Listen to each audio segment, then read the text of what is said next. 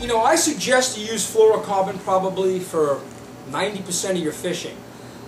There's times when you don't really need fluorocarbon, and the example is if the water clarity in the water is only 6 inches or very little because the water is stained or muddied or dirty, whatever that might be, fluorocarbon is more expensive. So if you can get away with using a monofilament leader, you might want to try that. And that's the circumstance where I would. If I can see the water's dirty and I know that the fish are not going to be able to see like 6 inches, I will use a monofilament leader because it does save money. Fluorocarbon is more expensive.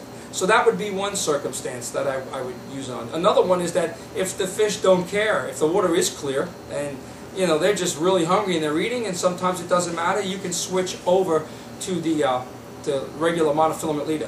What I do on my charters is I usually do this. If I have 4 people, I will put 2 people with a fluorocarbon leader and 2 people with a monofilament leader. And if I see that it makes a difference, that the fluorocarbon leader is definitely working better where they're getting more bites and catching more fish, I will switch the other 2 over. Now, if the opposite occurs where it doesn't matter and they continue to catch fish on the monofilament leader, I will switch everybody over to the monofilament leader until the bite slows down, and then I might try the fluorocarbon leader because that winds up saving me some money.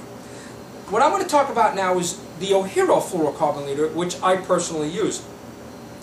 The Ohero fluorocarbon leader comes in all sizes from down to 10-pound test all the way up to over 100-pound test. So basically it'll fit most of every angler's needs. We sell it in a 25-yard spool.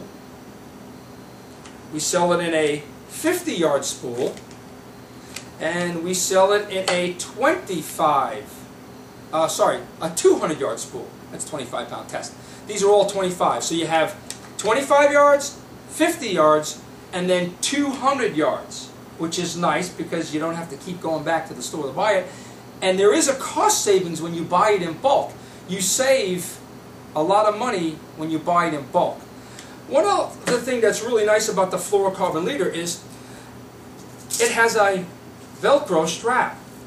So when after you put it in your tackle box, the line doesn't just fly off the spool or come off the spool. It has a little line crease or a line cut where you can put the line in it, but it also has this Velcro strap, and the Velcro strap really secures the line around the spool so it stays intact, stays really neat, and it doesn't get all loose and messy in your tackle box. So that's a very nice feature to have with your fluorocarbon. It just fits on there real nice and it'll keep your fluorocarbon intact.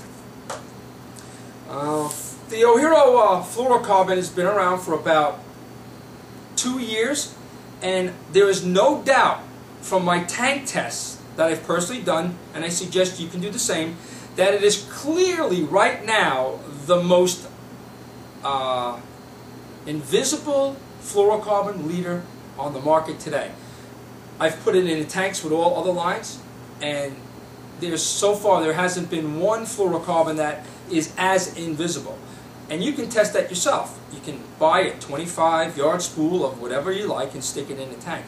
Something else I'd like to tell you about fluorocarbon, and it doesn't matter what brand or make it is, whether it's the Ohero or any other brand name, is that if your fluorocarbon gets nicked or scraped, believe it or not, that piece of fluorocarbon now becomes visible. I've also done tank tests on that, so when you stick the fluorocarbon inside the tank and it's nicked or scraped, you can actually see that nick or the scrape, so you're kind of defeating the purpose of using the fluorocarbon. So what I will do is, if I have a long piece, I will cut that nick or scrape off and then retie my hook or wherever. If it's too short, I'll retie that. Something I do when I fish with artificials, I don't have to use a longer piece of fluorocarbon. I might get away with 28 inches, 32 inches of fluorocarbon, say like this. Because as I cast it out and I'm working my lure along and it's coming along, the lure is going to be here and the fluorocarbon's here, and as I drag it along, the fluorocarbon basically stays straight and the lure follows behind it. But when I use live bait, I make sure that I have an extra long leader. The reason being is, you all know when you cast, whether it's a scale sardine, a pilchard, a threadfin, or even a pinfish, a pigfish, it doesn't matter what bait, and you throw it up into the mangroves or you throw it into the structure, the first thing it wants to do is get out of there. and it swims out. So if that bait starts swimming, it obviously, with a 24 or 28-inch leader, it's going to get towards your braided line really quick, or somewhere near your braided line. And braided line, like I said, is visible in water. So now you have an invisible leader that's, like, say 24 or 28 inches, and your bait swims up towards, swims out of the structure and towards your braided line. And now the fish is looking at the bait fish, but he also sees the braided line. So I try to give myself the longest leader possible. And I used probably a minimum of 30 inches when I'm using live bait, even longer. I use feet. I usually like a 6-foot leader at least when I'm throwing a live bait.